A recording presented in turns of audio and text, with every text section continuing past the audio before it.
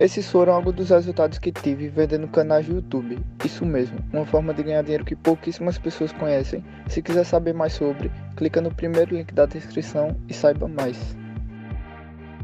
Ver várias variáveis, mas que na grande maioria dos casos, você alugar e pegar aquele... vale, mas tem muito aquela lance aí, geralmente quando alguém vai lá e compra, a galera, mas tem o valor do sonho. Pra caramba. E tem o valor, assim, o momento que você tá, você tá num momento de construção de família. Sim. Eu falo uma coisa pro Caio, se não puder pregar um quadro na parede, já não quero. Por exemplo, eu lembro quando eu casar, o sonho dela era fazer, sabe, a casinha do jeito que ela quer. Então, assim, financeiramente não fazia sentido, mas pro momento que a gente tava, isso tem aquela coisa que às vezes o papel não veio, mas o mais importante é você ter discernimento também de não se enganar. Por exemplo, você falou, às vezes carro é muito importante, mas qual tipo de carro? Às vezes você não vai pra um carro que alimenta seu ego. Com certeza. Realmente Carro dando... é uma coisa que alimenta ego pra caramba, né? Porque você chega no lugar... Você sente que você já tá sendo julgado se você chega de Uber, se o Uber é black, se o Uber é... Você chega Mas num sabe que carro... tem até uma coisa que a gente até brinca, você já ouviu falar que você sabe quando a pessoa tá mudando de vida quando ela troca de carro? Porque a primeira coisa que a pessoa fala, ganhei um aumentinho, vai lá, faz o quê? Sim, troca exatamente. E casa, eu concordo 100%. Eu tenho o sonho de ter minha casa. É muito emocional, é segurança também. Quem conhece pouco de investimento acha que a primeira coisa que tem que fazer para ter uma segurancinha é comprar uma casa para chamar de sua. Mas o que eu mais defendo é assim, você tem que saber qual o momento da sua vida. Sua prioridade hoje deveria ser construção de patrimônio ou realização de sonho. Isso aí. E tem outra coisa em relação a carro e casa. Casa, às vezes, não é sempre, mas às vezes pode se valorizar pra caramba. Pode Você ser um bom pode negócio. acertar em cheio Preço e o negócio... importa, né? Exatamente. Carro, não. Desculpa, você não vai comprar carro nenhum que daqui a um ano vai ter dobrado, né? Claro, pode acontecer o que aconteceu agora, que foi uma baita inflação, os preços dos carros subiram pra caramba, mas assim, o meu carro está... custando hoje mais, mas se eu vendê-lo, eu vou precisar de mais também para comprar outro igual. Então não é que meu carro se valorizou. Não. O mercado como um todo tá inflado. O mercado ficou mais caro por conta da pandemia, por N motivos. Mas o imóvel pode ser um investimento, o imóvel físico. É o mais inteligente? Não, e principalmente porque você vai concentrar muito do seu patrimônio. Concentração de patrimônio é risco. E a liquidez dele, geralmente você não vende o imóvel de um mês pro outro. Sim, aconteceu uma emergência. Aí a pessoa pensa, nossa, mas peraí, vou pegar um tijolo aqui pra poder pagar essa conta. Exatamente. Pelo menos eu tenho minha casa como segurança. Beleza, mas se você precisar desse dinheiro rápido, você vai ter que baixar pra caramba o preço da sua casa pra você torcer pra vender em um mês. E depois que vende, quantos impostos? Então hoje, por exemplo, assim... não queria entrar muito em assunto técnico, mas eu gosto muito do setor imobiliário. Vai pro fundo pro fundo imobiliário, que você não vai pagar imposto, os dividendos que você recebe, os aluguéis não pagam imposto. Quando você compra um imóvel pra ter renda, pra colocar pra alugar, você paga imposto do rendimento que você ganha. Liquidez, em 10 segundos você vende o fundo imobiliário. Com R$100 você compra um fundo imobiliário. Quantos R$1.000, dezenas de R$1.000 você não precisa para comprar um imóvel? E aí, num fundo imobiliário, você está investindo em 10 imóveis diferentes. Diversificação. Qual brasileiro hoje consegue diversificar em imóveis físicos?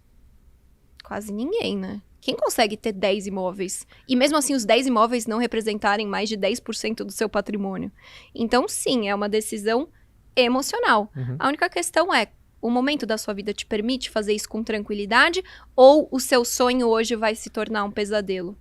Muita gente me pergunta, eu sempre tenho muita cautela, porque eu sempre falo pra turma o que eu faço, porque eu não posso recomendar o que alguém pode fazer, porque eu nem sou certificado para isso, não é nem certo. Deixo para pessoas que nem a Betina, que ela é certificada para o que você tem que fazer. Mas eu sempre gosto de falar o que eu faço. Sim. E geralmente as pessoas falam, como que você estruturou a tua parte financeira? Eu sempre tive estratégia obviamente eu comecei de uma maneira meio intuitiva, e depois falei a respeito, é legal, falei assim, caramba, uau, acertei. Mas...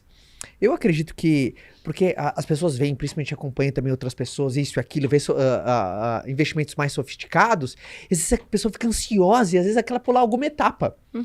E às vezes fala assim, turma, vou falar assim honestamente, como é que foi pra mim?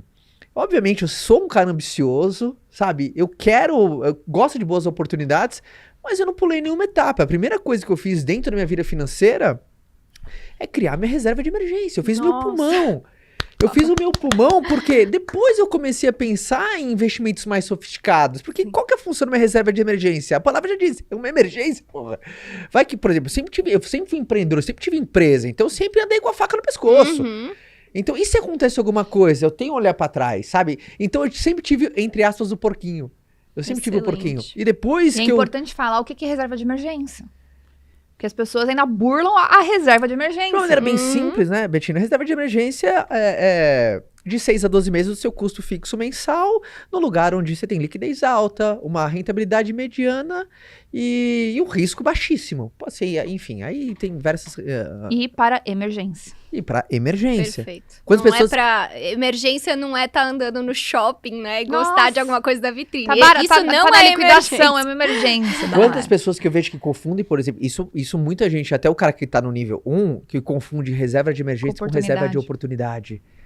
A pessoa pega a reserva dela, porque às vezes aparece uma oportunidade, mas ela vai lá e mexe na reserva de emergência. Por exemplo, quantas pessoas, você falou de Bitcoin, pegaram a sua reserva de emergência e compraram? Ou, por exemplo, viu que naquela subida disparada da bolsa, pegaram a sua reserva de emergência e compraram em ações. Então, Perfeito. qual é uma coisa que sempre vem na sua... Quando você abre muito caixinha de pergunta, eu adoro isso. Uhum. O que é uma coisa que, tipo, é clássica, uma pergunta da turma, assim, na tua caixinha de perguntas? Mas sobre reserva de emergência? Sobre o que, assim, dinheiro, assim, no geral. Qual que é aquela, assim, cara, é batata. Toda vez que eu abro, a galera, não sei, que é o hackzinho, que é a dica de ouro. A galera acha que investimento é uma bala de prata, né? Qual que é aquela coisa que ninguém diz? Qual que é uma coisa, assim, que vira e mexe, você sempre tá respondendo? Tem alguma coisa, assim, mais padrão ou não? Padrão é como começar a investir. É assim, de 100 perguntas, 90 vão ser como começar a investir. Uhum. E é muito difícil responder isso em um story né? só, né? Caramba, é tanta coisa. Por isso que eu falo que eu também fico metralhando a questão dos princípios. Porque se você tem eles, tá tudo bem. E a reserva de emergência, assim... É o primeiro degrau. Primeiro você coloca as suas finanças pessoais em dia, né? Você consegue chegar naquele ponto em que você gasta menos do que você ganha e não posso Esse é o falar... marco zero, né? é o marco marco zero é, zero. cara, você Não gastar dá- menos que ganha. Não dá pra pensar em investir devendo dinheiro pro banco. Uhum. Não dá pra pensar em pegar empréstimo, seja do banco, seja do seu tio, do seu irmão, pra investir. Uhum. Por quê? Porque os juros da maioria dos investimentos sempre vão ser menores do que os juros da pessoa que vai te emprestar. É assim que ela ganha, né? Uhum. Você empresta de zero risco e ganha com essa diferença. Ah, mas a bolsa pode dar 10% ao mês. Mas aí você está contando com uma sorte. Você não está contando com algo que é, de fato, um Garantido. plano responsável. O plano responsável seria...